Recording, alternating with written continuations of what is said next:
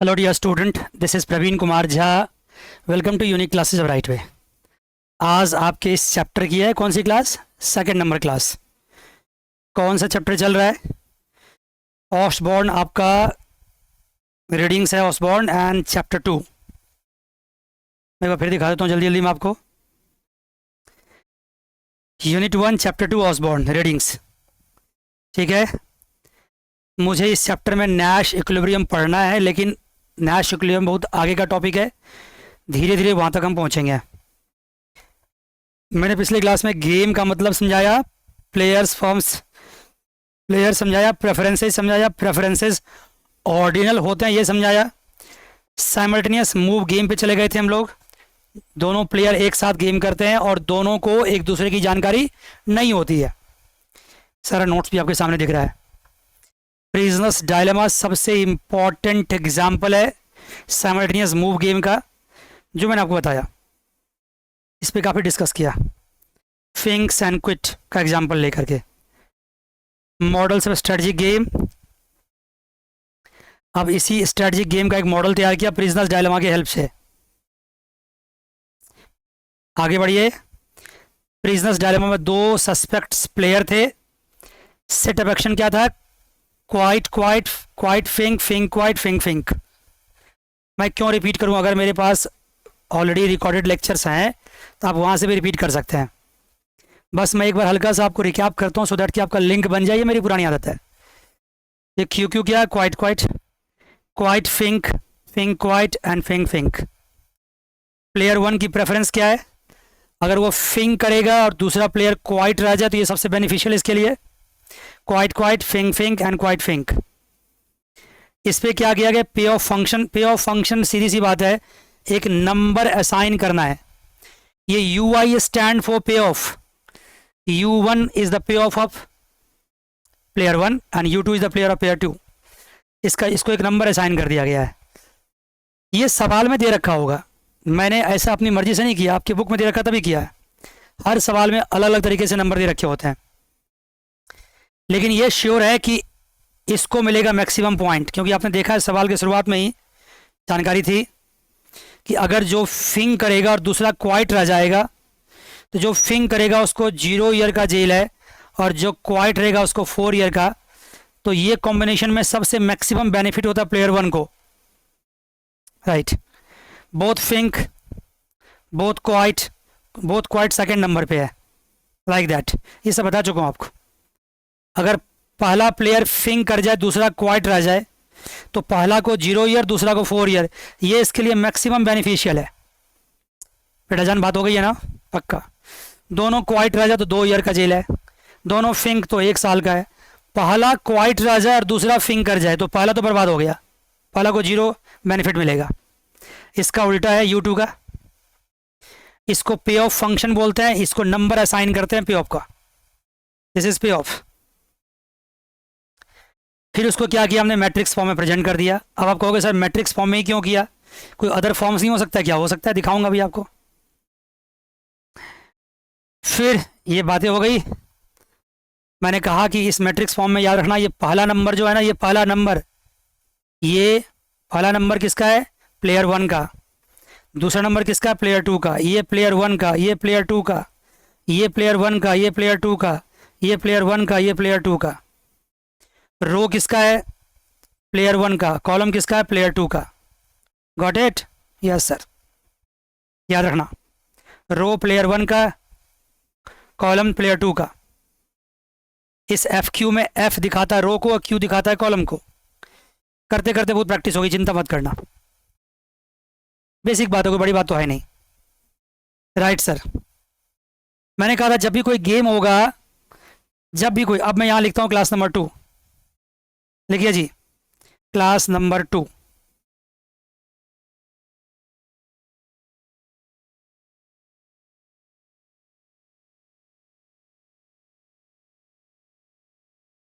आज काफी ज्यादा आइडिया आपको मिल जाएगा इस चैप्टर का।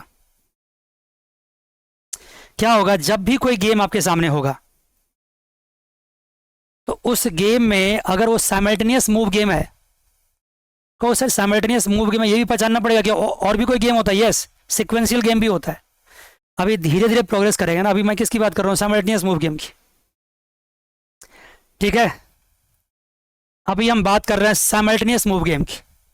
आगे चल के देखना सिक्वेंशियल गेम भी होगा, बहुत बातें इसमें होगी, धीरे धीरे करके होगी। तो मैं क्या कह रहा था, हाँ क्लास 2 में अगर कोई साइमल्टेनियस मूव गेम होगा तो सबसे पहले क्या बनाओगे उसमें, आप सबसे पहले निकालोगे प्लेयर्स, रिपीट कर रहा हूं। फिर क्या निकालोगे उसके बाद, स्ट्रेटजीज, जिसको क्या बोलते हैं, सेट ऑफ एक्शंस भी बोलते हैं, स्ट्रेटजीज, ठीक है, राइट, जिसको सेट ऑफ एक्शन प्रोफाइल्स भी कहते हैं। फिर क्या बनाओगे, प्रेफरेंसेस। फिर क्या करोगे, पे ऑफ फंक्शंस। पे ऑफ फंक्शन में एक नंबर असाइन कर दोगे, यूआई दिखा दोगे, इसमें नंबर असाइन कर दोगे, पे ऑफ फंक्शंस, याद रखना। और लास्ट में क्या करोगे, उसको मैट्रिक्स फॉर्म में प्रेजेंट कर दोगे, show in matrix form. Game को मैट्रिक्स फॉर्म के अलावा अदर फॉर्म में भी दिखाते हैं, एक्सटेंसिव फॉर्म में भी दिखाते हैं, अभी बात करेंगे आज क्लास में। Clear sir. आज जब इतनी सारी बात हो जाएगी तो सिर्फ गेम का प्रेजेंटेशन हुआ है, अभी फाइनल आंसर नहीं आया। अब क्या निकालेंगे इसके बाद निकालेंगे डोमिनेंट स्ट्रेटजी। देखो जी, अब ये आज की क्लास में ही हम इसको इंट्रोड्यूस कर देंगे आपके सामने में। डोमिनेंट स्ट्रेटजी एक अच्छा खासा टॉपिक है, इस पर खूब डिस्कशन होगा, लेकिन आज हम इसको आपके सामने क्या करेंगे, इंट्रोड्यूस कर देंगे। मेरी आदत है शुरू से ही, जो टॉपिक आगे आएगा काफ़ी बल्क में, उसको थोड़ा थोड़ा करके हम पहले से क्या करते हैं, आपके सामने रखने लगते हैं, जिससे कि क्या होता है, जब वो आएगा तब तक उसकी बहुत बातें हमें समझ में आ चुकी होगी, राइट। डोमिनेंट स्ट्रेटजी निकालेंगे, फिर क्या निकालेंगे, Nash equilibrium.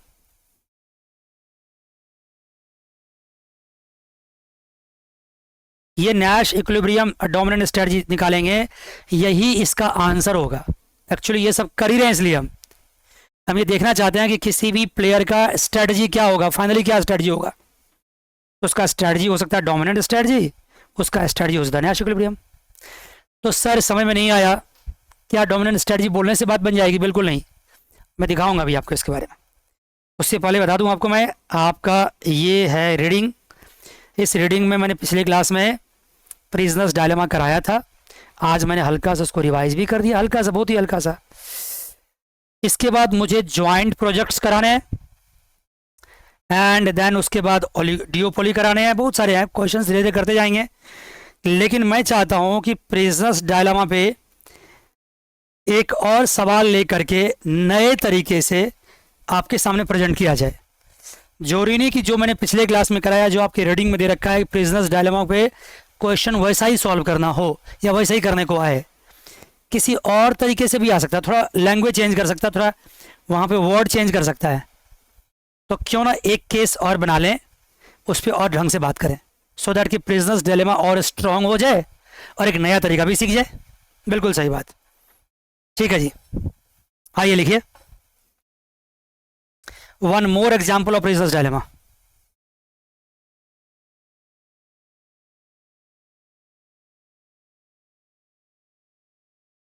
One more example of prisoner's dilemma. एक और एग्जाम्पल देखते हैं, ठीक है। तैयार है? तैयार रहना चाहिए आपको, मैंने कहा ही है यार, एक सेपरेट रजिस्टर लो। मैं इसमें बिल्कुल, मैं वैसे बहुत फास्ट पढ़ाने वाला टीचर हूँ, लेकिन इस चैप्टर में बड़ा आराम से, मतलब समझ लो टेस्ट मैच खेलता हूँ, तभी सक्सेसफुल हो पाओगे, नहीं हो पाओगे, जल्दीबाजी करो नहीं हो पाओगे, right ji. One more example of prisoner's dilemma. हालांकि मैं प्रिजनर्स डायलेमा के बेस पे बहुत सारे गेम भी कराऊंगा, लेकिन ये गेम डायरेक्टली मैं प्रिजनर्स डायलेमा पे कर रहा हूँ, थोड़ा डिफरेंट करके, हल्का सा डिफरेंट करके, फिंक एंड क्वाइट से थोड़ा अलग करके। देखिए जी क्या कहानी है। यहां पे भी मान लीजिए कि प्लेयर्स आपके पास दो सस्पेक्ट्स ही हैं। प्लेयर्स क्या है? टू सस्पेक्ट्स, सब कहानी आपको पिछली क्लास में सुना हुआ है। माइनर के लिए उसके पास तो सबूत है ही, मेजर के लिए किसी को कन्फेस करना पड़ेगा, वही कहानी है। डिजिट्स में चेंज करूंगा बस। स्ट्रेटजीज क्या है इनका, क्या पॉसिबल स्ट्रेटजीज होगा? एक कन्फेस कर सकता है और दूसरा not confess, and vice versa. ये कन्फेस एंड नॉट कन्फेस दो टर्म्स है यहाँ पे, इसमें बहुत सारी पॉसिबिलिटीज बन जाती है, बहुत सारी पॉसिबिलिटीज बन जाती है। अभी बनाएंगे उसकी पॉसिबिलिटीज को। अब ये स्ट्रेटजीज मत मानिएगा, इसके लिए ऑप्शन सही है। क्या क्या ऑप्शन है इस प्लेयर्स के पास, क्या क्या ऑप्शन है ये बताऊंगा इसके बारे में और भी। अब देखिए और क्या पॉसिबल है, अगर बोथ प्लेयर कन्फेस करता, बोथ कन्फेस, तो 5 इयर्स का जेल होगा। बोथ नॉट कन्फेस्ड,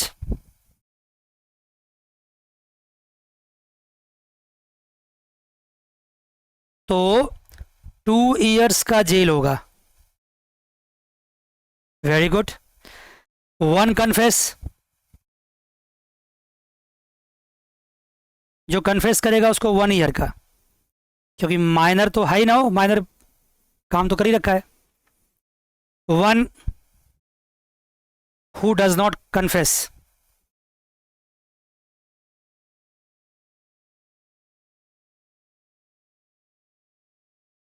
उसको 10 इयर्स का जेल होगा। समझ गए बच्चा? जो कन्फेस नहीं करेगा। कन्फेस का मतलब अगर पिछले बार देखो, जो पिछले क्लास में पढ़ाया था, तो मतलब वो यहां पे क्या, फिंक, फिंक्स। नॉट कन्फेस मतलब क्वाइट, उसी से मिलता जुलता है। क्लियर जी? और क्या खास बात है यहां पे, both are kept in a separate sales.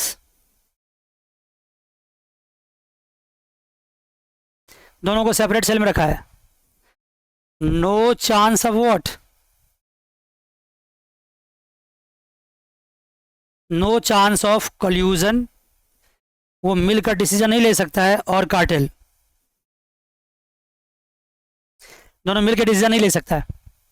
No chance of कल्यूजन और कार्टेल, सुनोगे ना दिमाग खुल जाएगा। आज पिछले क्लास में जितनी थोड़ी बहुत कसक रह गई होगी, प्रॉब्लम रह गया होगा, थोड़ा लगता है यार कुछ और सुनते ना, कुछ और समझते हैं तो अच्छा लगता है, तो वो आज पूरा हो जाएगा, पूरा पूरा पूरा हो जाएगा। क्लियर? Clear sir? दोनों अलग अलग सेल में, दोनों आपस में मिल नहीं रहा है, साइमल्टेनियस गेम है, उनको कुछ सोचना है, इनको कुछ सोचना है, दोनों का अलग अलग एडवांटेज है, दोनों मिल ही नहीं सकता है। अगर दोनों मिल जाता तो फिर तो बड़ा अच्छा होता है। दोनों मिल जाते तो दोनों क्या करता है, नॉट कन्फेस, कन्फेस नहीं करता और 2 साल जेल जाके छूट जाता, लेकिन दोनों मिल नहीं रहा है। बिल्कुल सही बात। अब ये आपके सामने अभी तक क्या है, केस है। अब इस गेम को कैसे दिखाएंगे, how to show this game.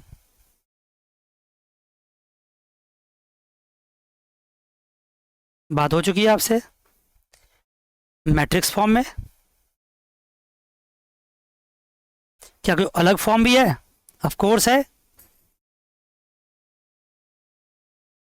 Extensive form, लेकिन अभी नहीं, लेटर ऑन आगे बात होगी, बस इंट्रोड्यूस कर दिया आपके सामने में। तो पहले तो मैट्रिक्स फॉर्म में इस गेम को दिखाएंगे, लेकिन दिखाने से पहले क्या करना पड़ेगा, मैंने कहा प्लेयर्स लिखो, तो प्लेयर्स क्या है, 2 सस्पेक्ट्स या 2 प्रिजनर्स। दूसरा, सेट ऑफ एक्शन प्रोफाइल्स, जिसको क्या बोलते हैं, स्ट्रेटजीज। देखो क्या क्या स्ट्रेटजी पॉसिबल है, कन्फेस एंड नॉट कन्फेस से कितनी पॉसिबिलिटी बनती है। देखो कन्फेस एंड नॉट कन्फेस से कितनी पॉसिबिलिटी बनती है? अभी मैं किसके बारे में बात करूँ? प्लेयर 1 के बारे में। जो प्लेयर 1 के बारे में होगा उसका उल्टा ही प्लेयर 2 का होगा। क्या क्या पॉसिबिलिटी है सर? सेट ऑफ एक्शंस क्या क्या हो सकता है? C stand for confess and NC stand for not confess. Confess and not confess. और क्या पॉसिबल है? Confess and confess, then not confess and not confess, then not confess and confess. ये possibility है। पहला प्लेयर कन्फेस कर ले, दूसरा confess ना करे, दोनों कन्फेस कर ले, दोनों नॉट कन्फेस करे, और पहला प्लेयर नॉट कन्फेस, दूसरा कन्फेस। मैक्सिमम ये पॉसिबल है। देख लो, खुद भी करके देखो, यही कॉम्बिनेशन पॉसिबल है। अगर मैं कहूँ इसकी प्रेफरेंस निकालो तो क्या निकालोगे? प्लेयर 1's प्रेफरेंस,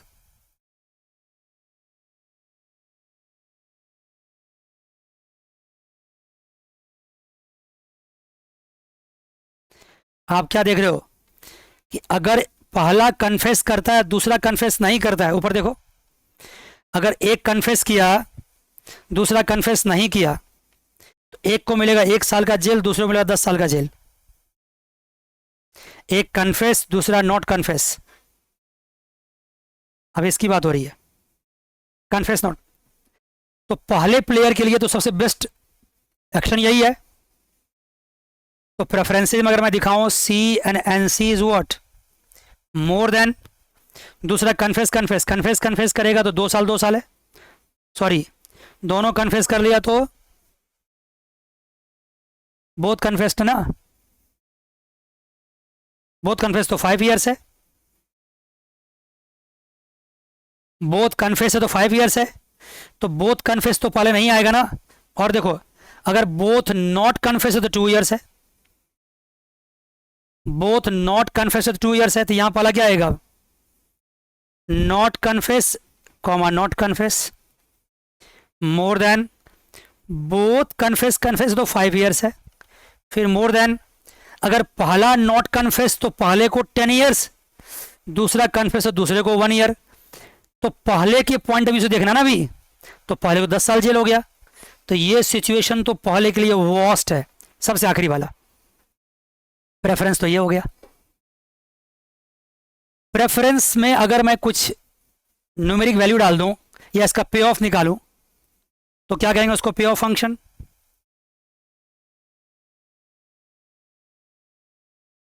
पे ऑफ फंक्शन को किससे डिनोट करते हैं? यू से। 1 प्लेयर के लिए U1 हो जाएगा, और सिर्फ लगा दो C N C more than U1 NC more than U1 CC more than U1 NC like that. अब पिछले क्लास में मैंने क्या किया था, इस पे ऑफ को एक न्यूमेरिक वैल्यू दे दिया था, 3, 2, 1 एंड 0, और मैंने नहीं दिया था ऐसा, सवाल ने दिया था, बुक ने दिया था, सवाल ने दिया था, सवाल देगा। इस सवाल में सवाल ने ऐसा कुछ नहीं दिया है। तो फिर आपको क्या करना है? जो आपको जेल के ईयर्स दे रखे हैं उसी को पे ऑफ में दिखाना है। और जानते हो, जेल जाना ऑलवेज नेगेटिव पे ऑफ होता है। सुनना मेरी बात को, बहुत सारे तरह के सिचुएशंस आपको इनकाउंटर करने होंगे इस चैप्टर में, इसलिए सुनोगे तो कोई ना कोई केस आपको एग्जाम में आ जाएगा। जेल जाना नेगेटिव पे ऑफ होता है, इसलिए माइनस साइन लगाएंगे।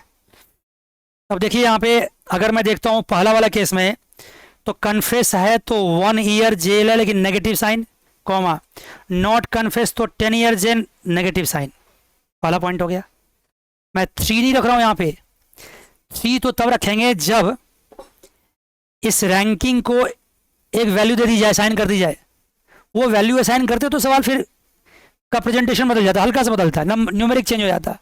यहाँ पे ऐसा नहीं है, यहाँ पे जो जेल वाला टर्म्स है ना, उसी को लिखना है।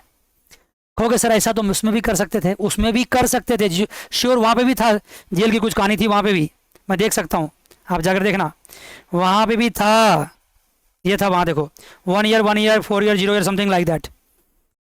लेकिन वहां ऐसा इसलिए नहीं किए क्योंकि वहां पे वैल्यू दे रखा था बुक में, देखना 3210। अगर यहां भी दे रखा हो तो यहां भी ऐसा ही करते हैं। ठीक है जी, -1 -10 more than, not confess, not confess तो क्या था, -2 -2 मोर देन, कन्फेस कन्फेस तो -5 -5 more than, not confess and confess, not confess and confess, not confess -10 -1। ये होगा इसके पे ऑफ फंक्शंस, पे ऑफ की वैल्यू हो गई। मान गए बच्चा, क्लियर है यहां तक? क्लियर है सर, बिल्कुल क्लियर है। अगर यही मैं प्लेयर 2 का निकालूं तो इतने ड्रामा तो नहीं करना पड़ेगा, मैंने समझा रखा है। प्लेयर 2 में क्या करोगे, U2 कर दोगे और सब कुछ उल्टा कर दोगे, NC NC। प्लेयर 2 तो ये वैल्यू है ना, ये सेकंड वाला वैल्यू है। तो प्लेयर 2 को तो मैक्सिमम फायदा तब होगा जब प्लेयर 2 कन्फेस करे और प्लेयर 1 नॉट कन्फेस करे। तो प्लेयर 1 का जो केस था उसका इस केस का जस्ट उल्टा, इसका जस्ट उल्टा होगा यहाँ पे। राइट सर, समझा दिया।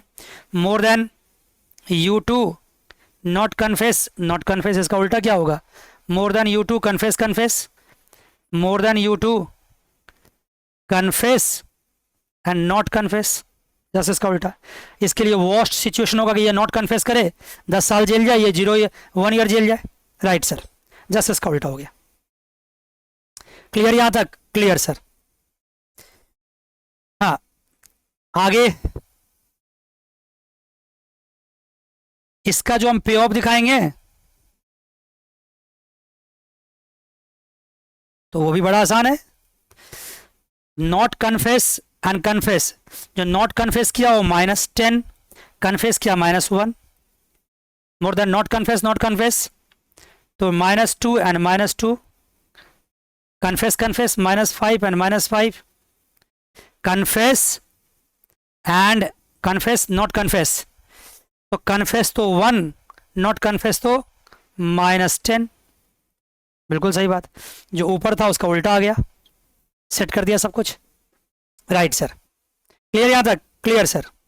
अब गेम को यहां तक अगर प्रेजेंट कर दिए तो सब कुछ हो गया। अब इसको क्या करना है, प्रेजेंट करना है किसमें, मैट्रिक्स फॉर्म में।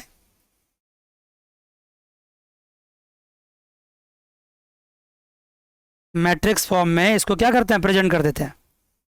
आ जाओ जी, सिखा चुका हूं सब कुछ। मैट्रिक्स फॉर्म में जो जैसे कोऑर्डिनेट दिखाएंगे तो फर्स्ट किसका होगा, फर्स्ट प्लेयर का, सेकंड किसका होगा, सेकंड प्लेयर का, फर्स्ट किस में होगा, रो में, सेकंड किस में होगा, कॉलम में। बातें हो चुकी है। आइए लिखिए यहाँ पे प्लेयर 2 और यहाँ क्या लिखिए,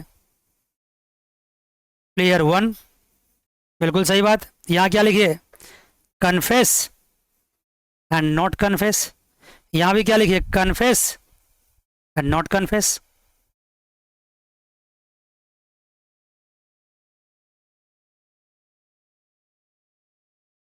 वैल्यू डाल दीजिए। अगर कन्फेस कन्फेस है तो क्या करेंगे,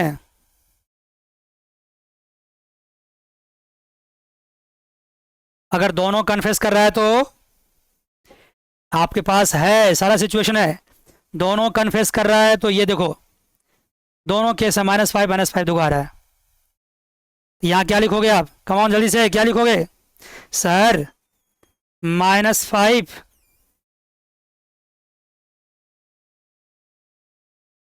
-5।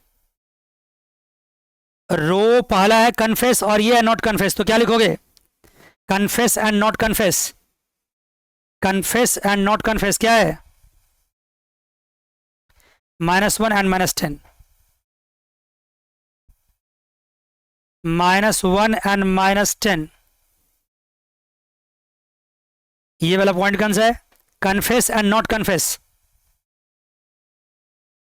एक कन्फेस कर रहा है, दूसरा नॉट कन्फेस कर रहा है। ये वाला केस क्या था, नॉट कन्फेस, पहला प्लेयर नॉट कन्फेस कर रहा है, दूसरा कन्फेस कर रहा है। अब जो है क्या आएगा, पहला प्लेयर कन्फेस और दूसरा नॉट कन्फेस, पहला प्लेयर कन्फेस दूसरा नॉट कन्फेस। ये उल्टा लिख दिया मैंने यहाँ पे,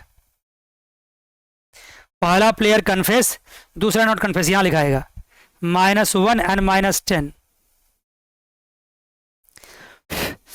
दोनों नॉट कन्फेस है तो -2 एंड -2, पहला प्लेयर नॉट कन्फेस तो -10, दूसरा प्लेयर कन्फेस तो -1।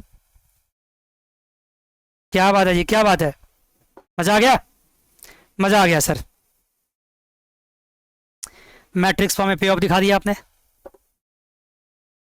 अब ठीक है, अब यहीं पे हम क्या करेंगे, जो इस चैप्टर का कुछ पेजेस के बाद नए टॉपिक्स आएंगे वो टॉपिक्स को हम यहीं पे क्या करेंगे, थोड़ा सा आपके सामने इंट्रोड्यूस कर देंगे, थोड़ा सा इस टॉपिक को। हालांकि ऑल्दो जब वो टॉपिक आएगा तो उसके बारे में फिर से नोट बनाएंगे, फिर से डिस्क्राइब करेंगे बढ़िया से, लेकिन हल्का हल्का अभी बताना जरूरी है, क्योंकि नहीं बताएंगे तो फिर मज़ा नहीं आएगा। आप ये नहीं समझ पाओगे कि सर हमने ये मैट्रिक्स फॉर्म बना के छोड़ क्यों दिया, इसके बाद क्या करेंगे।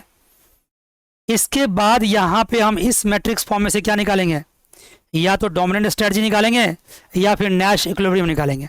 सर सुन सुन के थक चुके हैं, बता तो दो कि ये क्या चीज़ होता है, बता दो, थोड़ा इंट्रोड्यूस कर दो सर, हल्का सा बता दो सर क्या जाता है सर, हल्का बता दो। तो ऐसा करते हैं ना, मैं बताने से इसलिए डरता हूँ कि मैं हल्का से बताऊंगा ना तो आपको थोड़ा सा टेस्ट लग जाएगा तो मज़ा आ जाएगा आपको, फिर आप चाहोगे ये पूरी तरह से आपको परोस दिया या पूरा खाना, लेकिन ऐसा होगा नहीं अभी, मुझे बहुत कुछ बताना है अभी आपको, लेकिन मैं टेस्ट करा ही देता हूँ आपको, चिंता मत करो। चलो आ जाओ, बात कर लेते हैं, आ जाओ जी आ जाओ। आप भी क्या कहोगे सर, बहुत आप पहले बुझाते हो, बता ही दो ना। चलो बता देता हूँ, क्या लिखोगे, सबसे पहले लिखो यहाँ टॉपिक क्या, डोमिनेंट स्ट्रेटजी।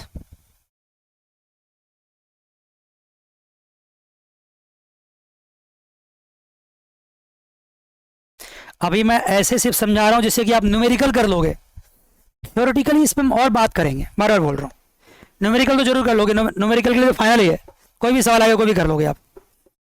डोमिनेंट स्ट्रेटजी क्या होता है सर, चलो ये हल्का सा लिख लो इसके बारे में। स्ट्रेटजी को हम एक्शन भी कहते हैं, जानते ही आप, डोमिनेंट स्ट्रेटजी हो या डोमिनेंट एक्शन हो एक ही बात है। लिखो इसको, dominant action is the action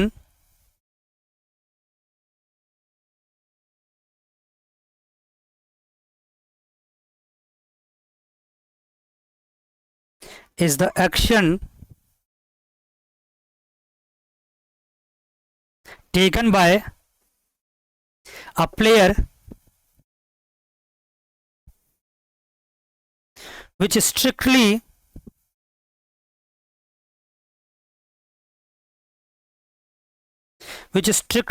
dominates the other action, strictly dominates the other action profiles.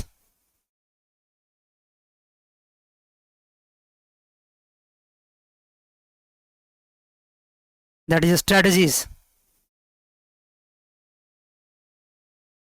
No matter, comma लिखना है यहाँ पे, no matter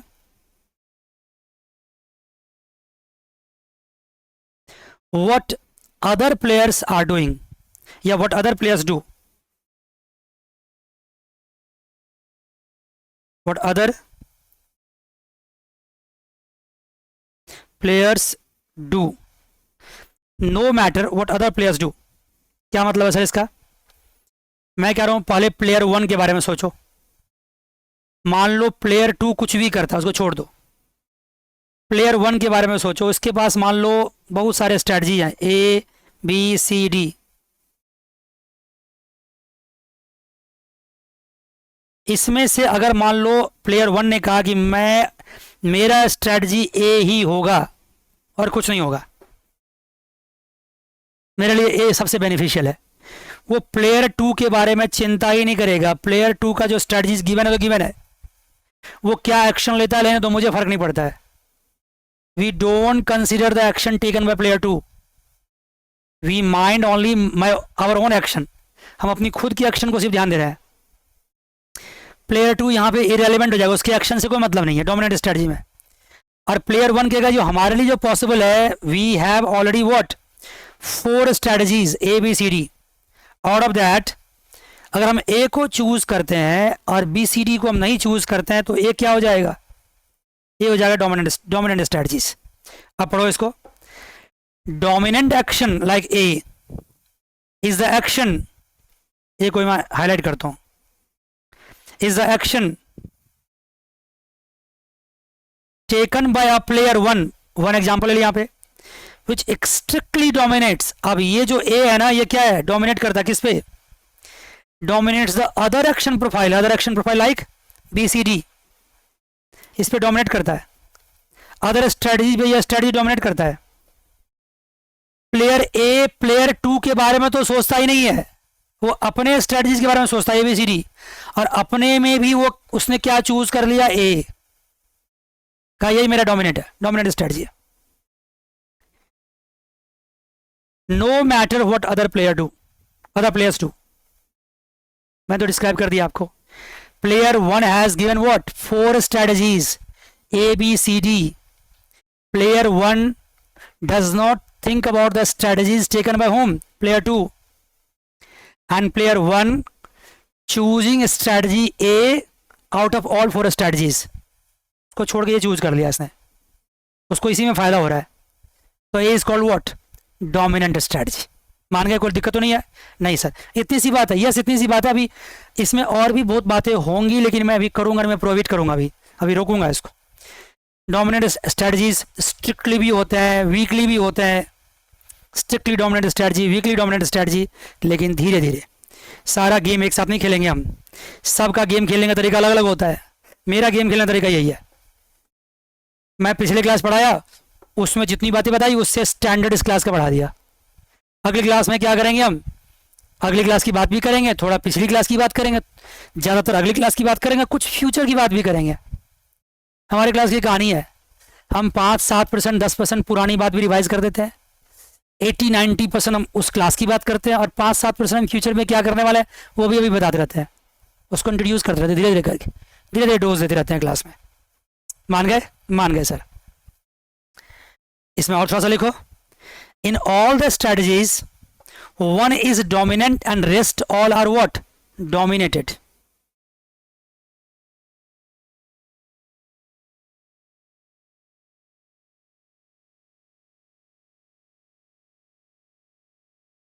One is what, dominant, rest all are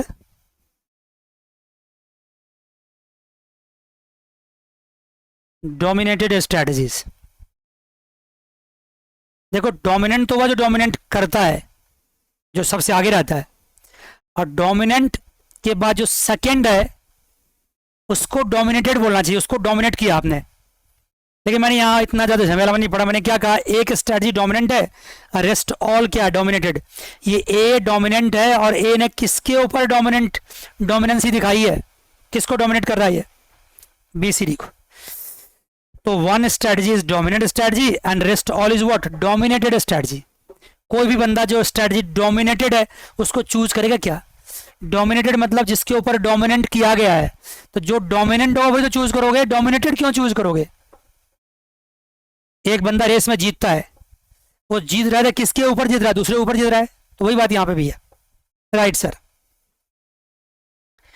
एक और बात सुन लो, it is not necessary that players will always have dominant strategy. It is not necessary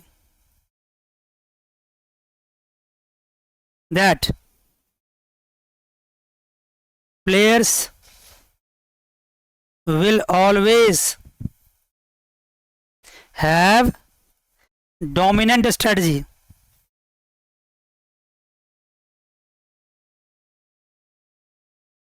It is not necessary that players will always have dominant strategy। लेकिन अगर dominant strategy है तो, अगर है तो फिर है, तो फिर बात वही खत्म हो गई, तब तो उसको चूज करेंगे और कहानी वही खत्म, मेरा डिसीजन हो गया। But if there is dominant strategy,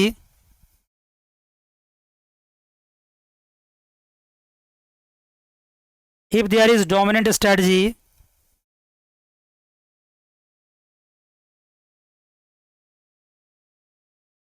if there is dominant strategy, then player will never deviate from that strategy.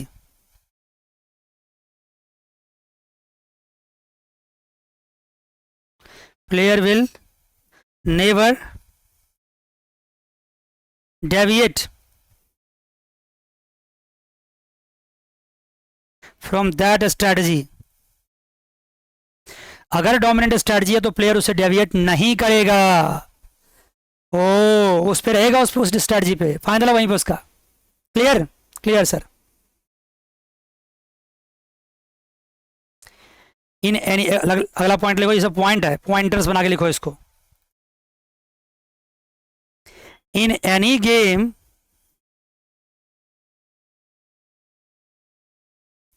Either one or all players may have dominant strategy. DS stand for dominant strategy. किसी भी game में या तो एक player का dominant strategy होगा या सबका हो सकता है, दो तीन जितने प्लेयर्स होंगे सबका हो सकता है। Dominant strategy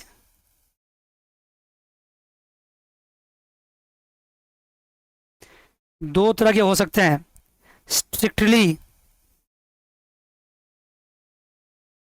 dominant strategy, weekly dominant strategy. बात होगी इसके बारे में। क्लियर बच्चा यहां तक? कोई दिक्कत है? अरे कोई दिक्कत हो तो बोलो, कहाँ बोलोगे? व्हाट्सअप कर देना, और क्या दिक्कत होगी नहीं आपको।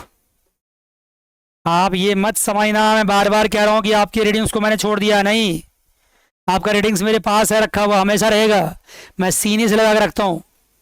सेमेस्टर 4 में आपने देखा है कि सेमेस्टर 4 में मैंने रीडिंग से एक एक चीज रिवाइज करा दिया, और नेक्स्ट डे बच्चा पढ़ के गया, वही एग्जाम में आ गया, दो तीन क्वेश्चन तो डायरेक्टली आ गया।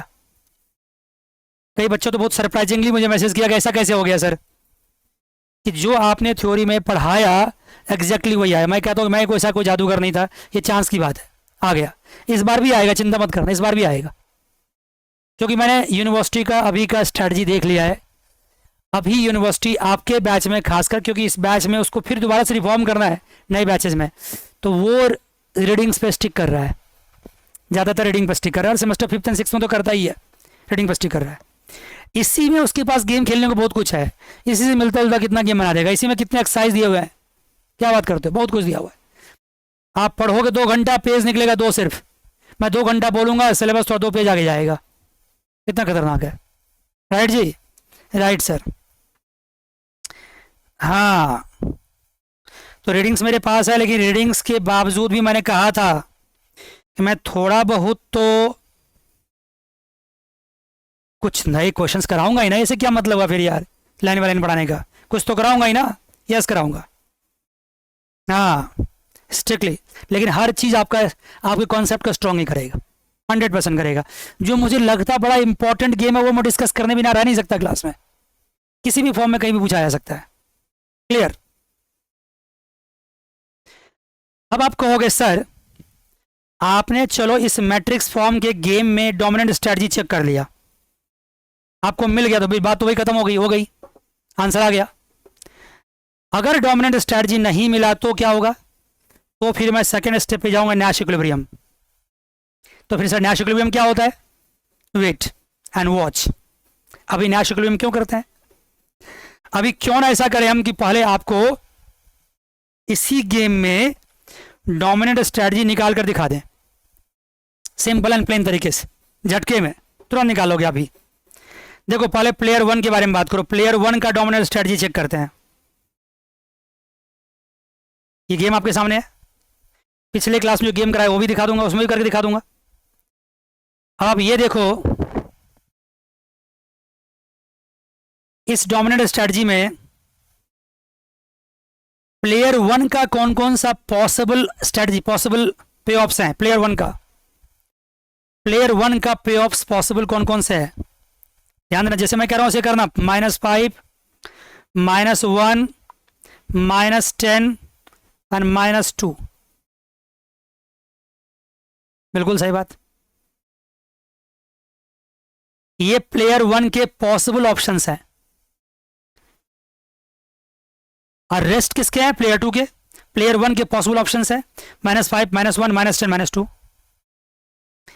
अगर मैं फिर से बोलूं एक बात और कि प्लेयर वन के जो पॉसिबल ऑप्शंस है उसमें से कौन रो वन में है, मैं बड़े संभल के क्यों बोल रहा हूं, क्योंकि यहां पे संभल के बोलना पड़ेगा। ये रो वन है R1 और ये रो टू है। प्लेयर वन के जो पॉसिबल ऑप्शंस है वो रो वन में -5 एंड -1 है। प्लेयर टू के पॉसिबल ऑप्शंस है रो टू में -10 एंड -2। इस रो वन को हम रो टू से कंपेयर करेंगे। बेटा जान ढंग से समझना, मैं यहां बहुत धीरे धीरे बोल रहा हूं, बहुत धीरे धीरे। रो वन को रो टू से कंपेयर करेंगे, देखेंगे कौन सा रो उसके लिए बेटर है।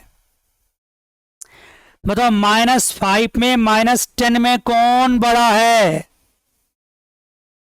-5 -10 में -5 बड़ा है। जो बड़ा बड़ा का साइन दिखा दो उसको। -2 और -1 में कौन बड़ा है, -1 बड़ा है। माइनस में जो वैल्यू छोटी होती है ना बड़ी हो जाती है, ऑफ कोर्स 10 साल जेल जाना फायदेमंद है कि 5 साल, ऑफ कोर्स 5 साल। कहा था ना जेल नेगेटिव टर्म से लिखा है यहाँ पे। बहुत मजेदार, बहुत मजेदार है। अगर आप संभल के गेम खेलोगे ना तो ये गेम कर पाओगे। देखो मैं भी देखो बड़ा रिलैक्स होकर बैठा रहता हूँ और सब सेमेस्टर में थोड़ा लिखता हूँ, बिजी रहता हूँ, लेकिन यहाँ नहीं, यहाँ मैं पेन रख देता हूँ नीचे, रिलैक्स हो जाता हूँ, बातें करता हूँ बच्चों के साथ। क्योंकि डोमिनेंट स्ट्रैटेजी निकालने का मेथड, निकालने का रिजल्ट तो सबका सेम ही आता है, लेकिन निकालने का सोचने का तरीका सबका अलग अलग है। मेरा तरीका ये है, मुझे पता पसंद आएगा, मैंने अब मैं बड़ी चालाक हूँ, मैं दुनिया भर के तरीका देख रखता हूँ, फिर मैं देखता हूँ कि भाई तरीका में क्या ड्रॉबैक्स है, उसके बाद अपना तरीका निकालता हूँ। मेरा तरीका मतलब सीधा सी बात है कि मैंने बहुत सारे तरीका देख रखा होगा, डिस्कस कर लिया होगा, ठीक है ना। मैं करता ही यही हूँ, दिन भर सोचता रहता हूँ दिमाग में क्या तरीका लगाऊं। राइट जी। तो -5 is more then -10 and -1 is more than -2। तो इसका मतलब साफ सी बात है कि रो वन का जो पे ऑफ्स है वो रो टू से क्या है, ज्यादा है। रो वन यहां पे डोमिनेट कर रहा है किस पे, रो टू पे। अगर कोई एक रो डोमिनेट कर रहा है दूसरे रो पे, इसका मतलब प्लेयर वन का क्या है, डोमिनेंट स्ट्रेटजी है।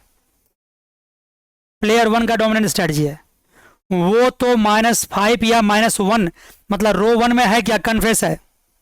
रो वन में क्या है भाई, क्या है बताओ, कन्फेस है।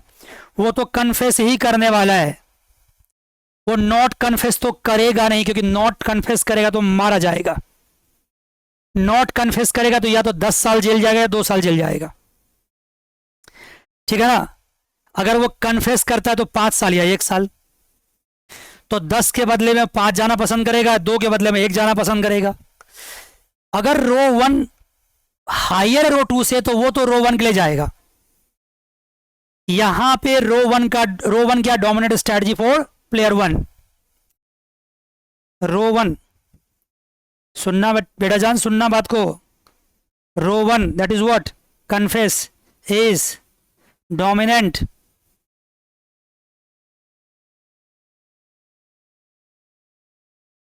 Strategy for player one. बहुत ही सिंप्लीफाइड तरीके से निकाला मैंने, इसमें और भी कुछ बातें जोड़ेंगे धीरे धीरे करके। आप कहोगे सर ये डोमिनेंट स्ट्रेटजी कब नहीं होता, जैसे मान लो अगर सपोज करो यहां भी ऐसे होता, एक एलिमेंट ज्यादा है दूसरा एलिमेंट कम होता, एक ज्यादा हो रहा है दूसरा कम हो रहा है, तो फिर ये डोमिनेंट नहीं होता है। रो वन के सारे एलिमेंट रो टू से ज्यादा है। All the elements of row one is more than all the elements of row 2. So row 1 is the confess and confess is what, dominant strategy for player 1. मजा आ गया, सोचना दिमाग बंद करके एक दो बार। आज और प्लेयर 2 के बारे में बात करते हैं। प्लेयर 2 के बारे में बात करते हैं। देखो प्लेयर 2 के कौन कौन से पे ऑफ्स हैं। प्लेयर 2 के पे ऑफ्स हैं ये -5 -10। कॉलम 1 में प्लेयर 2 की जब बात करें तो कॉलम की बात करेंगे, -5 एंड -1 कॉलम 1 में, और -10 एंड -2 कॉलम 2 में। -5 एंड -1 कॉलम 1 में, -10 एंड -2 कॉलम 2 में। जब प्लेयर 2 की बात करेंगे तो कॉलम की बात करेंगे। मुझे इतना आराम से बोलना पड़ रहा है ना, क्यों? अगला गेम जब आएगा तो फटाफट करेंगे, अभी तो पहला करा रहा है ना, तो धीरे धीरे बोलना पड़ता है। हाँ जी, मान गए ना, मान गए, कोई बात नहीं। तो जब प्लेयर 2 की बात करें तो किसकी बात करेंगे? कॉलम की बात करेंगे। प्लेयर 1 की बात करें तो किसकी बात करेंगे? रो की बात करेंगे। यहां क्या हो गया? कॉलम 1, ये कॉलम 2। देखो तो क्या कहानी, कंपेयर करो तो कॉलम 1 में -5 इज मोर देन -10, कॉलम 1 में -1 इज मोर देन -2। इसको मैं येलो दिखा देता हूं ताकि सारे येलो किसका है? प्लेयर 2 का। देखो तो कॉलम 1 में -5 -1 है, और कॉलम 2 में -10 एंड -2 है। तो column 1 is what? More than column 2। दोनों कॉलम 1 के सारे एलिमेंट कॉलम 2 के एलिमेंट से क्या है? ज्यादा है। तो ये भी क्या हो गया? ये भी हो गया dominant strategy, strictly preferred dominant strategy हो गया। यहाँ पे डोमिनेंट स्ट्रेटजी हो गया। इसका मतलब प्लेयर 2 का भी क्या है? Dominant strategy. और वो क्या है? ये भी डोमिनेंट स्ट्रेटजी, ये भी डीएस है। और क्या है डीएस में? कन्फेस है। कन्फेस है मतलब ये भी कन्फेस करना चाहता है। तो confess is the dominant strategy for player 1। ध्यान देना, कन्फेस इज द, मैं यहां लिख देता हूं यहां पे,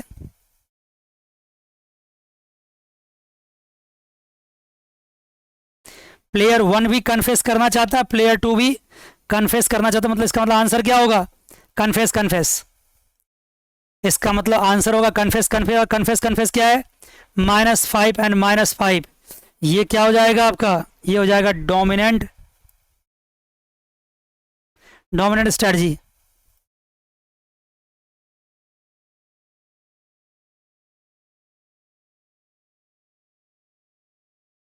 ये क्या हुआ आपका? ये आपका डोमिनेंट स्ट्रेटजी। क्या बात है जी, इस तरह से आप डोमिनेंट स्ट्रेटजी निकालेंगे। इसको मैं किसी और सवाल में अप्लाई करूंगा तो वहां भी निकल सकता है चीज। मान गए? मान गए सर, कहीं भी अप्लाई कर सकते हैं इसको, तो वहां भी निकलेगा।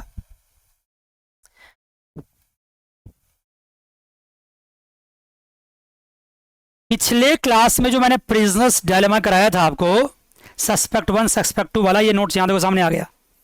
अगर इसमें भी मैं डोमिनेंट स्ट्रेटजी निकालने के लिए कहूँ तो आप खुद से निकाल के देखो। पहले मेरा वीडियो पॉज कर दो, फिर निकालो, फिर मेरी वीडियो चेक कर लेना। कितना आसान है देखना। मैं जानता हूँ आप बड़े हो चुके हैं, सेमेस्टर 5th में हैं आप, तो अब किसी बच्चों को पढ़ा भी सकते हैं, इतने बड़े हो चुके हैं। मेरे लेक्चर सुनोगे तो किसी को पढ़ाई दोगे, पक्की बात। कॉलेज में जाओगे, सुनो मेरे लेक्चर, कॉलेज में जाओगे, अपने दोस्तों का झाड़ो अपना नॉलेज। ये कहानी है, ये कहानी है। ये तो मैं गारंटी साथ कहता हूँ कि कॉलेज के टीचर्स जो पढ़ाते हैं सभी रेस्पेक्टेबल है, मैं सबको रेस्पेक्ट करता हूँ। लेकिन मैं चूंकि खोजी पत्रकार हूँ तो मैं कुछ ना कुछ नई बातें ढूंढता रहता हूँ हर जगह से, तो मेरे पास कुछ नए हथियार आ जाते हैं बताने के लिए आपको। तो आप डिस्कस कर सकते हैं कॉलेज में, बच्चों में कर सकते हैं, आपस में कर सकते हैं। देखो यहाँ पे करके देखो, पॉज करके करो जी।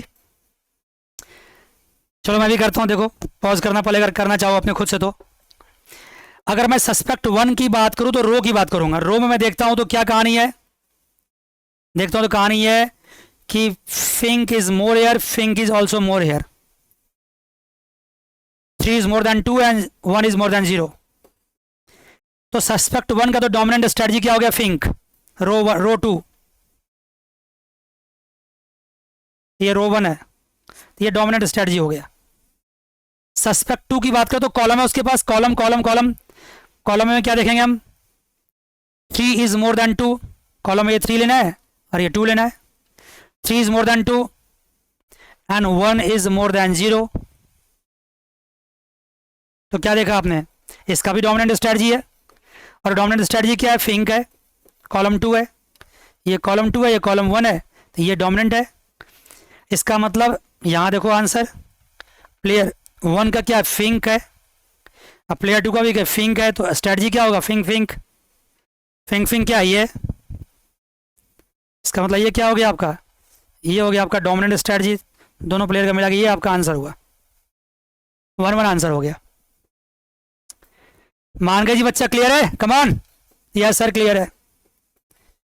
तो डोमिनेंट स्ट्रेटजी की बात तो हो गई यहाँ पे, कितना मजेदार, कितना अच्छा बात हुआ, कितना शानदार बात आपके सामने डोमिनेंट स्ट्रेटजी पे हुआ है।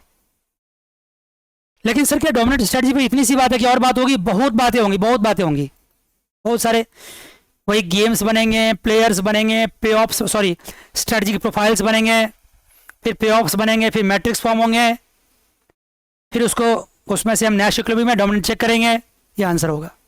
क्या बात है जी, मजा आ गया? इतनी बार बोलूंगा, इतनी बार बोलूंगा कि रट जाएगा, इतनी बार बोलूंगा इतने सारे केस करा दूंगा क्लास के अंदर। क्लियर? Clear sir. मैंने पहले कहा ये कोई बेसिक क्लास नहीं है, ये कोई इंट्रोडक्टरी क्लास नहीं है, ये आपके सिलेबस का पार्ट है। नोट्स बना बना के पढ़ना है आपको, इग्नोर मत करना, नोट बना के पढ़ना। कमान बच्चे, ठीक है, ओके। थोड़ा सा और पढ़ाऊंगा आज की क्लास में। आ जाओ, ऐसा करते हैं कि आज के क्लास में ही हम और 10-15 मिनट पढ़ा करके आपको नैश इक्विलिब्रियम इंट्रोड्यूस कर देते हैं। बाकी क्या होगा ना कि आपके दिमाग में जो थ्रस्ट है, एक प्यास है, एक कुलबुलाहट सा है, सर आखिर ये टर्म सब है क्या, क्या होगा इसमें? बुक में तो इतनी मुश्किल मुश्किल बातें लिखी हुई है, कैसे हम लोग करेंगे? तो वो सारा आपका क्या हो जाएगा, क्लियर, रिलैक्स फील करोगे। सर ये कहानी है, बुक तो आपके लिए टीचर है ना, उसको बहुत बातें क्या होता है ना, डिस्क्राइब करना होता है, बहुत बातें लिखना होता है। हम लोग उस बातों को ही अपने लैंग्वेज में सिंप्लीफाई करके बहुत ही साधारण लैंग्वेज में, अमेरिकन इंग्लिश को हिंदी, इंडियन इंग्लिश में, हिंदी लैंग्वेज में, मिक्स लैंग्वेज में कन्वर्ट करके फिर आपके सामने रखते हैं।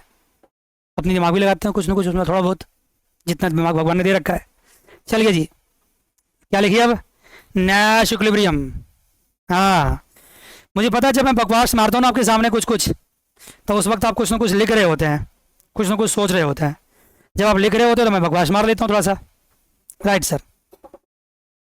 पिछली बार मैं क्लासेस ले रहा था, कुछ क्लासेस सेमेस्टर 4 में ले रहा था, तो मैं अपना कैमरा ऑन नहीं किया था, तो कई बच्चों ने मुझे मैसेज किया, खासकर 1-2 बच्चों ने खासकर मैसेज किया कि सर कैमरा ऑन रहता है ना तो एक कनेक्टिविटी रहती है, भले आप एक्चुअली वहाँ नहीं होते हैं, वर्चुअली वहाँ तो होते हैं ना कम से कम, तो सुनते हैं तो आँख में आँख मिलता है, लगता है टीचर से हम बात कर रहे हैं, कुछ समझ पा रहे हैं, थोड़ा इंटरेस्ट बना रहता है। तो आप कैमरा ऑन करो।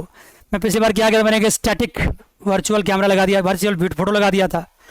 क्या होता है कि बहुत जल्दी जल्दी क्लासेस बनाने होते थे, ज़्यादा लेक्चर बनाना होता था, तो कई बार क्या होता था, बहुत ही कैजुअल ड्रेसेस में आते थे और लेक्चर बनाते थे, पूरी तरह से तैयार नहीं होते थे, तो कैमरा ऑन करना मुश्किल होता था। तो वहाँ पे क्या किया, कैमरा ऑन नहीं करते थे। अब जब कैमरा ऑन करेंगे तो बढ़िया से जितना भगवान ने चेहरा दे रखा है उसको कॉम वॉम करना पड़ेगा, शर्ट वर्ट पहनने पड़ेंगे, पूरा वेल ड्रेस्ड होकर तब आने पड़ेंगे ना। कैमरा ऑन करना मतलब बहुत पंगा हो जाता है, आप खुद देखो ना, आपके सामने कैमरा लगाते तो कितना कॉस्ट हो जाते हो आप।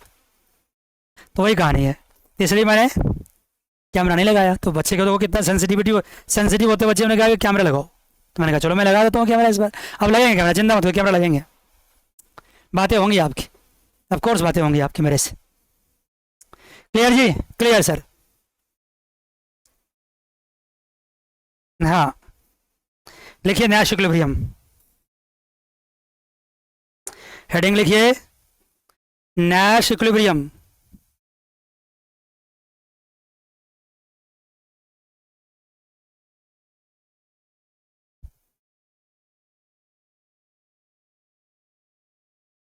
क्या बात है जी, क्या बात है, ठीक है जी बच्चा, क्लियर है यहाँ तक? Nash equilibrium. अगर डोमिनेंट स्ट्रैटेजी नहीं निकाल पाएंगे तो नैश इक्विलिब्रियम निकालेंगे। नैश इक्विलिब्रियम एक मैथमेटिशियन थे, बहुत इंटेलिजेंट थे, उसके नाम पे ये सब है। वो नैश इक्विलिब्रियम जब आएगा तो वहाँ उनके नाम का हम बखान करेंगे, थोड़ा गुणगान कर लेंगे। जॉन एफ नैश, क्योंकि क्रेडिट देना होता किसी को, ठीक है ना। उन्होंने ये बनाया है, बहुत ही छोटे एज में, कॉलेज के एज में बना दिया था उसने, बड़े इंटेलिजेंट थे वो, और दुनिया भर इसको यूज़ करते हैं। अराउंड 1948-50 के बीच में बनाया उन्होंने, राइट। ये सब कहानी, मुझे तो इन सब बातों से मतलब नहीं, एग्जाम में आएगा नहीं ये सब चीज़, लेकिन फिर भी रेस्पेक्ट देने के लिए थोड़ा सा बोलना पड़ता है। लेकिन क्या करना है, इसको इस्तेमाल करना है हमको। क्या नैश इक्विलिब्रियम, समझिए बात को। Given the strategy of other player, लिखो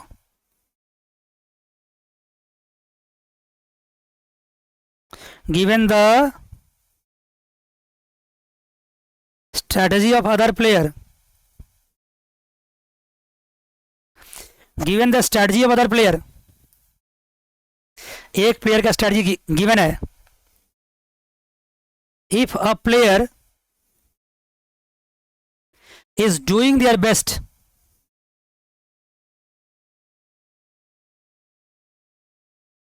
doing his best लिखो ना, his or her best, for a particular set of strategy, for a particular set of strategy, for a particular set of strategy, then that strategy is called Nash equilibrium. That strategy is called Nash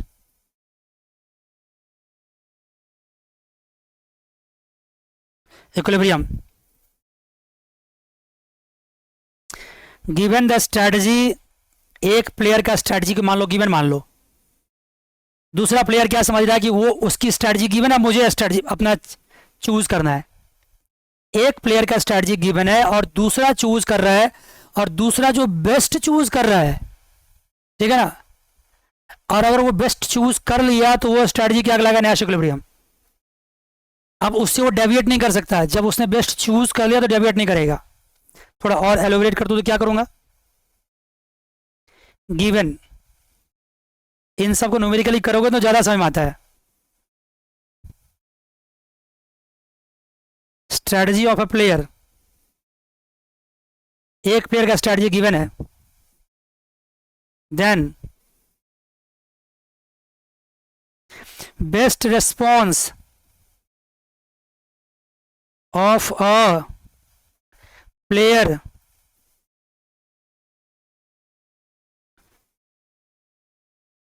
is called Nash equilibrium.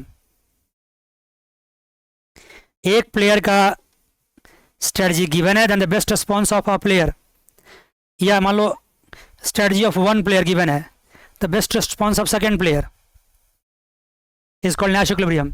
इसको vice versa भी कर सकते हो. Second का given है, one का best. In this case A player achieved Nash equilibrium, देखो in this case if a player achieved Nash equilibrium, then she or he won't deviate from that strategy.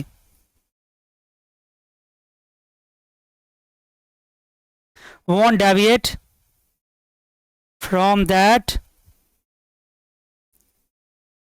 मैंने कहा ना, ये जो मैं लिखा रहा हूं ना, ये आप लिख भी सकते हो मेरे साथ साथ, अदरवाइज इसके पीडीएफ भी आपको मिलेंगे. और कोई भी फालतू पीडीएफ जो रीडिंग से बाहर की उसको यूज नहीं करना. लैंग्वेज बदल जाता है, कहानी बदल जाती है, आप नहीं कर पाओगे. मैं बार बार इस बात इसलिए बोलता हूँ कि मैंने देखा है कि बहुत सारे इंस्टीट्यूट क्या करते हैं कि वो 10 ईयर्स पेपर से यहाँ वहाँ से, जो पहले पहले के 10 ईयर्स पेपर होते हैं, वहाँ से पीडीएफ लिखवा करके बच्चों को बांट देते हैं प्रमोशन के लिए. बच्चे उसको हैंड टू हैंड ले लेते हैं, लेकिन आपको पता नहीं है कि वो एक तो 10 ईयर्स पेपर से लिखा हुआ है, वो नॉट ऑथेंटिक है, 10 ईयर्स में बहुत गलतियां होती है. दूसरा, उसमें नोटेशंस अलग है, उसमें कहानियां अलग है. सुनो ना मेरी बात को. हाँ, कई सारे इंस्टीट्यूट्स हैं, सब बहुत इजीली बस 10 ईयर्स खरीदो, नोट पीडीएफ बनाने दो, बनाते भेज दो. ऐसा तब हो सकता है जब हमारा कोर्स स्टैटिक रहे, तब उस 10 ईयर से हम काम कर सकते हैं. लेकिन हमारा कोर्स डायनेमिक है. हमारा कोर्स हर साल बदलता है, हर 2 साल बदल जाता है, हर रीडिंग चेंज हो जाता है, हर किसी के नोटेशन लैंग्वेज सब बदल जाते हैं. ठीक है ना. यही गेम थ्योरी जब निकोलसन एंड स्नाइडर से पढ़ाते थे ना पिछले सेमेस्टर में, तो उसकी एक स्टोरी अलग थी, थोड़ी अलग थी. वहाँ पे गेम्स तो यही बनेंगे लास्ट में ना, लेकिन कुछ टर्म्स अलग थे वहाँ पे. यहाँ पे टर्म्स अलग है. आपका एग्जामिनर आपकी बुक के हिसाब से एग्जाम आंसर ढूंढेगा, मान गए ना. तो एकदम बिल्कुल फालतू चीज नहीं करना. आपका ये अपना रीडिंग रखना है, ये रीडिंग देखो, और साथ साथ मेरी क्लास उसी से इंस्पायर्ड है. थोड़ी बातें बातें मैं गॉसिप्स या कुछ कहानियां मैं बनाता हूँ क्लास के अंदर, तो बनाना पड़ता है, दैट इज कॉल्ड टीचिंग। और ये नोट्स है, एक्सरसाइज क्वेश्चंस। क्लियर? पक्की बात? हाँ जी सर। चलिए जी, in this case if a player achieved Nash equilibrium then she and he won't deviate from that strategy, उस strategy से deviate नहीं करेगा। पॉइंटर बना के फिर से लिखिए, in any game there may be one or more or no Nash equilibrium, in any game there may be one or more और नो नैश इक्विलिब्रियम। एक भी हो सकता है, ज्यादा भी हो सकता है, और नहीं भी हो सकता है Nash equilibrium. Clear? Clear sir. चलिए देखिए, नैश इक्विलिब्रियम निकालने का तरीका क्या होता है। जब तरीका समझोगे तो ज्यादा समझ में आता है। थ्योरी लिख लो, पहले तरीका देखो, फिर तरीका पढ़ने में फिर दोबारा से पढ़ना उसको। चलो एक गेम हम हाइपोथेटिकली एक गेम लेते हैं, उसको मैट्रिक्स फॉर्म में डायरेक्टली मैं प्रेजेंट कर देता हूँ। हालांकि होना क्या चाहिए कि पहले मेरे पास स्टोरी होना चाहिए, पूरा प्लेयर्स होना चाहिए, स्ट्रेटजिक प्रोफाइल्स होनी चाहिए, फिर प्रेफरेंसेस, फिर पे ऑफ्स, फिर मैट्रिक्स फॉर्म। मैं मान के चलता हूँ मेरे पास सब कुछ गिवन है, मैं एक सिंपल सा गेम ले लेता हूँ, सब कुछ गिवन है। उतना करेंगे तो फिर अभी समझा नहीं पाएंगे, इसलिए सब कुछ गिवन है। हर बात को मैंने शॉर्टकट कर दिया, मैंने सीधे मैट्रिक्स फॉर्म में गेम ले लिया। मान लो यहाँ पे बी है, यहाँ पे ए है, यहाँ पे ऑप्शन क्या है, मूवी देखने का या कंसर्ट जाने का। नाम से क्लियर, दो फ्रेंड है, मूवी जाना चाहता है, कंसर्ट जाना चाहता है। यहां पे भी क्या है, या मूवी या कंसर्ट, मूवी या कंसर्ट।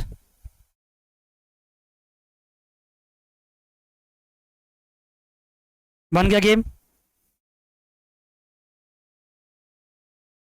क्लियर? अब मान लो इसका पे ऑफ्स भी आपको दे रखा है, यहां पे ऑफ है 2 and 1। मैं बार बार कह रहा हूं कि मैं सिर्फ अपने टारगेट पे भी काम कर रहा हूं, नैश इक्विलिब्रियम समझा रहा हूं, पूरा सवाल नहीं कर रहा हूं। मान गए ना? मान गए। इसका पे ऑफ क्या है 10, सॉरी इसका पे ऑफ है 0 0, इसका पे ऑफ है 0 0, इसका पे ऑफ है 1 and 2। दो प्लेयर्स हैं ए एंड बी, दोनों में डिस्कशन चल रहा है, मूवी जाऊं कंसर्ट जाऊं, उसका पे ऑफ दे रखा है। इतने आसान से नहीं आएगा एग्जाम में सवाल, सवाल एग्जाम बहुत बड़ा सा आएगा। अब इसमें मैं नैश इक्विलिब्रियम ढूंढते हैं। नैश इक्विलिब्रियम ढूंढना सेकंड स्टेप है। पहले स्टेप में हम क्या ढूंढेंगे, डोमिनेंट स्ट्रेटजी। एकदम मैंडेटरी है, करना ही करना है। डोमिनेंट स्ट्रेटजी होगा तो फिर आगे बात ही नहीं होगी, तब नैश की बात नहीं होगी। नैश तभी होगा जब डोमिनेंट नहीं होगा। डोमिनेंट ढूंढते हैं। प्लेयर ए का ये रो 1 है, ये रो 2 है। मेरी जवाबदेही आपको समझाने का, इसलिए मैं आराम से बोल रहा हूं। C1 and C2 है, रो 1 रो 2। क्लियर है? क्लियर। अगर मैं रो 1 को रो 2 से कंपेयर करूं तो रो 1 में 2 is more than 0 but 1 is more than 0। एक साइड तो 2 ज्यादा है और दूसरे साइड 1 ज्यादा है। इसका मतलब मैं ये नहीं कह सकता हूं कि रो 1 इज इंटायरली मोर देन रो 2 और रो 2 इज इंटायरली मोर देन रो 1। कह सकते हैं? कह सकते हैं? नहीं कह सकते। अगर मैं कॉलम की बात करूं तो 1 इज मोर देन 0, ये 1 है और ये 0 है, कॉलम की बात करना। And 2 is more than 0। Clear? इसका मतलब यहां भी मैं क्या देख रहा हूं, ये एकदम ये नहीं कह सकता हूं मैं कि column 1 is more then column 2 या column 2 is more then column 1। सो क्या लिखूंगा यहां पे, आंसर क्या आएगा, नो डोमिनेंट स्ट्रेटजी। सर अभी आपने जो कराया ना, इतना आसान लग रहा है ना, इतना आसान लग रहा है। यस, इतना ही आसान लगेगा जब ढेर सारे क्वेश्चन प्रैक्टिस कर लेंगे, तो ढेर सारे एक्सरसाइज क्वेश्चंस कर लेंगे तो आसान ही लगना है। मुश्किल क्यों होगा? जब पढ़ा देंगे तो क्यों मुश्किल होगा भाई? हाँ, लेकिन यहां पे डोमिनेंट स्ट्रेटजी नहीं है तो फिर कहां जाना पड़ेगा? अब तब जाना पड़ेगा नैश इक्विलिब्रियम पे। अब इसका तरीका समझो, इसका तरीका क्या होता है, नैश इक्विलिब्रियम कैसे निकालेंगे, तरीका समझो। नैश इक्विलिब्रियम निकालने के लिए मैंने क्या कहा कि आप मान कर चलो कि एक प्लेयर का स्ट्रेटजी गिवन है, चूज कर लो कोई भी। एक प्लेयर का स्ट्रैटेजी गिवन है, किसको मान लो भाई, मान लो ये प्लेयर बी है, बी का गिवन है, इसका गिवन मान लो, बी का गिवन मान लो, तो फिर देखो कि ए क्या डिसीजन लेता है। बी का गिवन मान लो तो ए क्या डिसीजन लेता है, या उल्टा पहले करो, ए का पहले ए का गिवन मान लो, ए से स्टार्ट करते हैं, बात तो एक ही है, कोई बात नहीं। ए का गिवन तो बी क्या डिसीजन लेगा। मान लो कि ए ने क्या डिसाइड किया है, रो 1, ए के पास क्या, या तो रो 1 है, ध्यान देना, या रो 1 है या रो 2 है। ए ने गिवन मान लिया, डिसाइड कर लिया कि मुझे रो 1 पे जाना है। यहां पे मैं डोमिनेंट स्ट्रेटजी का नोटेशन हटाता हूं, कंफ्यूजिंग लगेगा आपको इसलिए। हाँ, मान लो कि ए ने डिसाइड किया कि मुझे रो 1 पे जाना है, मतलब मूवी। ए ने डिसाइड किया कि मुझे मूवी जाना है, चाहे बी कुछ भी करे, मुझे मूवी जाना है। ए का गिवन है, ए का गिवन है, क्या गिवन है, एक बार सुना ढंग से, फिर दोबारा रिपीट करना अपने आप से। ए का गिवन, ए का क्या गिवन है, मूवी। ए का क्या गिवन है, मूवी। क्या सर, सुन लिया ना, कितनी बार बोलोगे, ठीक है रुक जाओ। ए का गिवन है मूवी। अगर ए का मूवी गिवन है तो बी क्या करेगा, ए का डिसीजन अगर मूवी है तो बी क्या करेगा, बी के लिए बेस्ट क्या होगा, बी के लिए फिर उसके पास चॉइस क्या क्या है, देखना, बी के लिए चॉइस है 1 और बी के लिए चॉइस है 0। बताओ ना बी के लिए क्या बेस्ट होगा फिर। अगर ए का मूवी गिवन है तो बी के लिए बेस्ट है व्हाट, बी के लिए बेस्ट है फिर मूवी, डैश कर दो वहां पे। मैं तो रटवाऊंगा आपको, एक बार रटवा दूंगा, फिर अगली बार से खुद करोगे आप। ए का गिवन है मूवी, तो बी के लिए बेस्ट क्या है, मूवी, वहां टिक मार कर दो। अब चलो ए के बारे में फिर से बात करते हैं। मान लो ए का गिवन क्या है, ए का गिवन है कंसर्ट। अगर ए का गिवन है कंसर्ट तो फिर बी के पास क्या ऑप्शन है, 0 एंड 2। बी क्या चूज करेगा, देखो ना, ब्लैक ब्लैक से कर रहा हूं मैं, 2 चूज करेगा, क्योंकि 0 एंड 2 में 2 मैक्सिमम है बी के लिए। तो ए ने अगर रो 1 चूज किया तो बी ने 1 चूज किया, मतलब मूवी चूज किया। ए ने R2 रो 2 चूज किया तो फिर बी ने क्या चूज किया, कंसर्ट चूज किया, 2 चूज किया, कंसर्ट। अब ये गिवन हटा दो यहां से। अब मान लो गिवन यहां आ जाओ, बी का गिवन है तो ए क्या चूज करेगा। मान लो बी ने मान लिया, ठान लिया है कि मैं मूवी चूज करूंगा। अब बी के पॉइंट समझते हैं ना, दोनों साइड से समझना पड़ेगा। एक का गिवन है तो दूसरा क्या करेगा, दूसरा गिवन तो पहला क्या करेगा। मान लो बी ने चूज किया कि मुझे तो मूवी ही जाना है, अगर बी को मूवी जाना तो ए क्या करेगा, ए के पास फिर ऑप्शन क्या है, ग्रीन है, 2 एंड 0। फर्स्ट एलिमेंट ए का है, तो 2 एंड 0 में क्या बेस्ट है, 2 बेस्ट है। अगर बी ने कहा नहीं मुझे तो कंसर्ट डिसाइड किया मैंने, कंसर्ट जाना है, बी का गिवन क्या, कंसर्ट है, बी का गिवन कंसर्ट, तो फिर ए के लिए क्या ऑप्शन है, या तो 0 ऑप्शन है या 1 ऑप्शन है। तो फिर ए क्या करेगा, ए करेगा 1। क्या बात है जी, क्या बात। एक का गिवन तो दूसरा क्या करेगा, दूसरे का गिवन तो पहला क्या करेगा। रिवाइज करके सुनना, फिर बैक कर देना हल्का सा। अगर ये 2 डैश्ड लाइन नीचे आ गए, जो कि यहां आ गए हैं, 2 डैश्ड लाइन आ गए, इसका मतलब है ये 2 डैश्ड लाइन जहां आ गए, इसका मतलब है ये नैश इक्विलिब्रियम हो गया।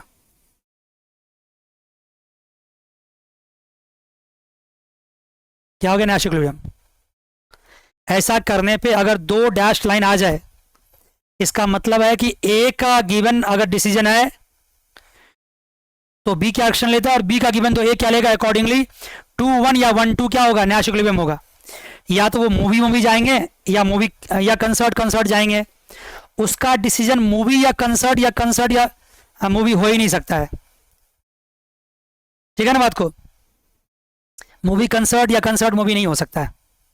उसका डिसीजन या तो मूवी मूवी होगा या कंसर्ट कंसर्ट होगा, 2-1 होगा या 1-2 होगा।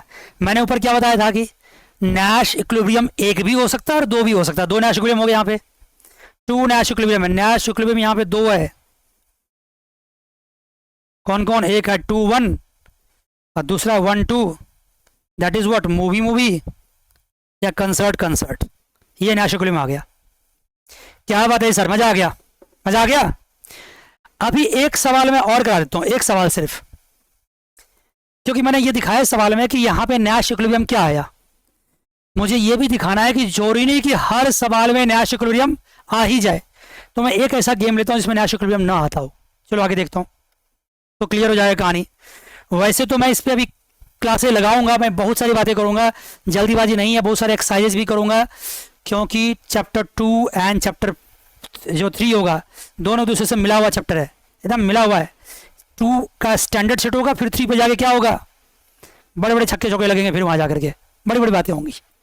राइट सर, आइए जी फटाफट गेम लेते हैं। अगर लंबी क्लास होगी तो अब लंबी क्लास के लिए आप तैयार रह जाइए। अब लंबी क्लास मिलेंगी आपको, सेमेस्टर 5th में पढ़ रहे हैं, 4th तक 3rd तक तब तो छोटी छोटी क्लासेस दे देते हैं। अब नहीं, अब बड़े हो गए आप। 1 गो में पढ़ने की कोशिश करना, बीच में ब्रेक मत करना ज़्यादा। हाँ जी, हाँ चलिए मानता हूँ यहाँ पे भी मैं गेम लेके चलता हूँ डायरेक्टली। मान लीजिए एक बैट्समैन है और एक बॉलर है।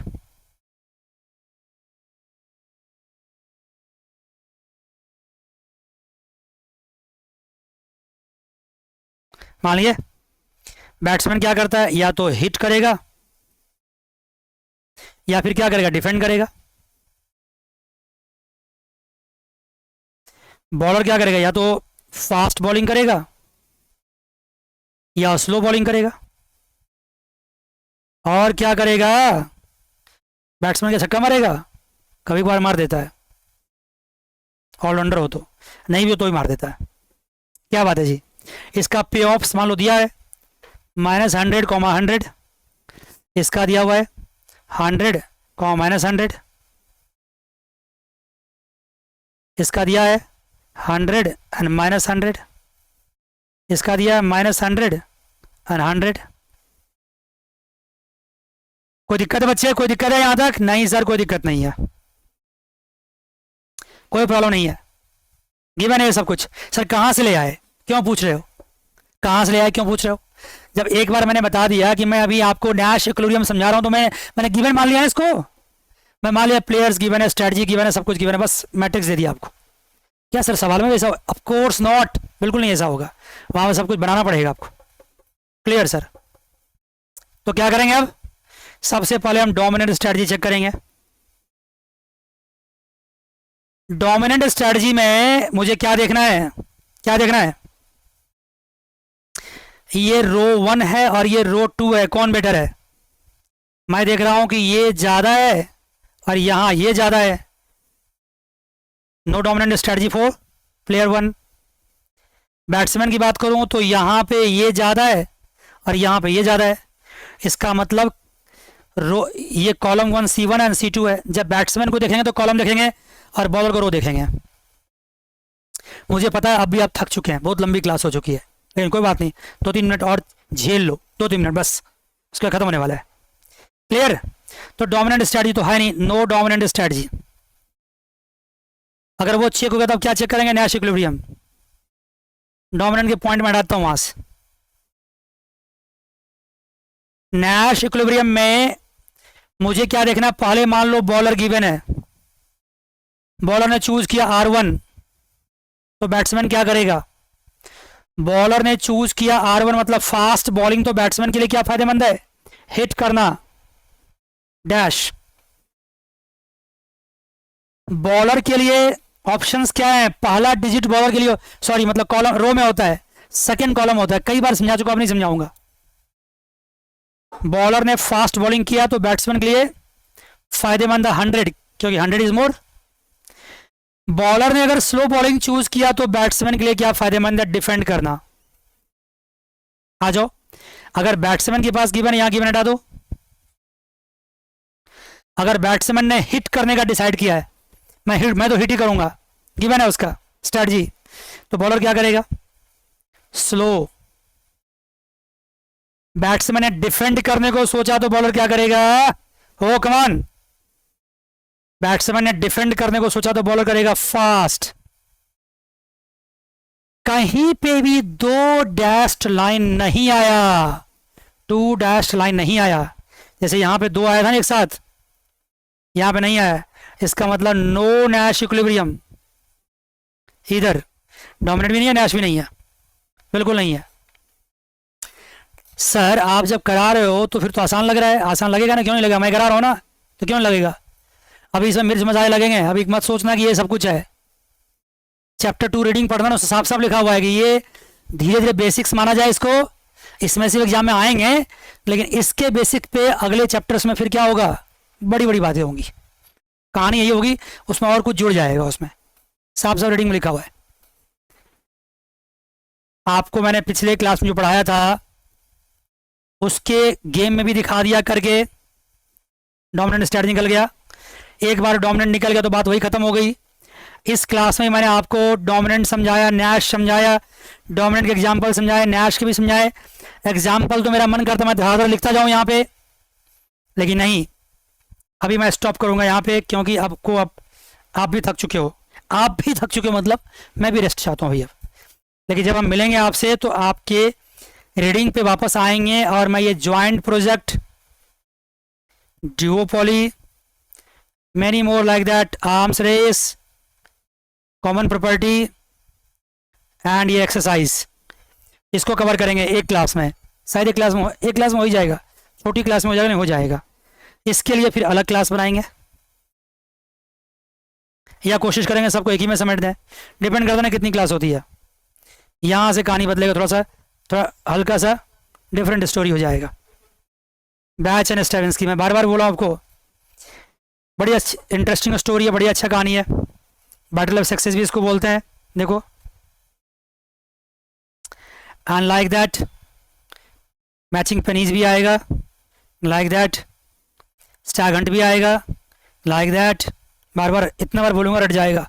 यहाँ से नैश इक्विलिब्रियम फिर क्या होगा, अपने आप में एक सेपरेट टॉपिक बन के आएगा। लेकिन मजेदार बात क्या है कि आपको मेरी क्लास के क्या फायदा होता है कि मैंने इसको ना आपके सामने इंट्रोड्यूस कर दिया है। ये कहानी भी थोड़ा सा बताया था आपको, आज मैंने इंट्रोड्यूस कर दिया आपके सामने। कहोगे सर कर दिया है, कर दिया है, कर दिया आपके सामने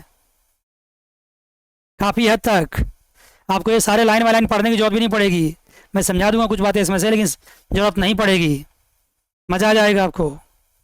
देखो ना, क्वाइट एंड फिंक का सवाल फिर लेके आ गया, फिर इस पे नैश इक्विलिब्रियम निकालेगा। लेकिन जो डोमिनेंट स्ट्रैटेजी निकल जाए तो नैश निकालने की जरूरत ही नहीं पड़ेगी। अगर निकालना भी चाहो तो निकाल सकते हो, जैसे मैं मान लो सपोज करो मैं फटाफट बोलता हूँ निकालने के लिए। चलो ये क्वाइट एंड फिंक पे ये 2 है और ये 1 है, देख लो फटाफट जल्दी से, मजाक करता हूँ आपके साथ, जल्दी निकालो। अगर मान लो 1 का गिवन है, क्या गिवन है, क्वाइट, तो 2 क्या करेगा, 1 का गिवन है क्वाइट, तो 2 क्या करेगा, 2 और 3 में से क्या करेगा, 3 करेगा, फिंक करेगा, राइट सर। अगर 1 का गिवन है फिंक, 1 का गिवन है फिंक, तो फिर वो क्या करेगा, 1 करेगा, लाइक दैट। अगर 2 का गिवन क्या है, 2 का गिवन है क्वाइट, 2 का गिवन है क्वाइट, तो फिर 1 क्या करेगा, 2 और 3 में से 3 करेगा। 2 का गिवन है फिंक, तो 1 क्या करेगा, 0 और 1 में से 1 करेगा। तो अल्टीमेटली क्या आ गया यहाँ पे आ गया ये नैश इक्विलिब्रियम, 2 डैश आ गया, नैश इक्विलिब्रियम आ गया, 1 1। अगर डोमिनेंट स्ट्रैटेजी निकालो तो भी आ जाएगा 1 1, याद है ना, डोमिनेंट स्ट्रैटेजी निकाला था, नैश आ गया ना, आ गया सर। डोमिनेंट क्या कहा था, 3 is more than 2, 1 is more than 0, so Fink is the dominant for 1, 3 is more than 2, 1 is more than 0, so fink is the dominant for 2 also, so this is dominant strategy। Dominant निकल गया तो Nash निकालना ही नहीं होता, मैंने निकाल के भी दिखा दिया। वैसे आगे मौका मिलेगा, फिर से बात करेंगे, कौन सा हम भागे जा रहे हैं, हम आपके साथ ही हैं, अभी पूरे सीजन है। आज के लिए इतना ही, अगली क्लास से फिर मिलेंगे। God bless you all, take care, bye bye and see you.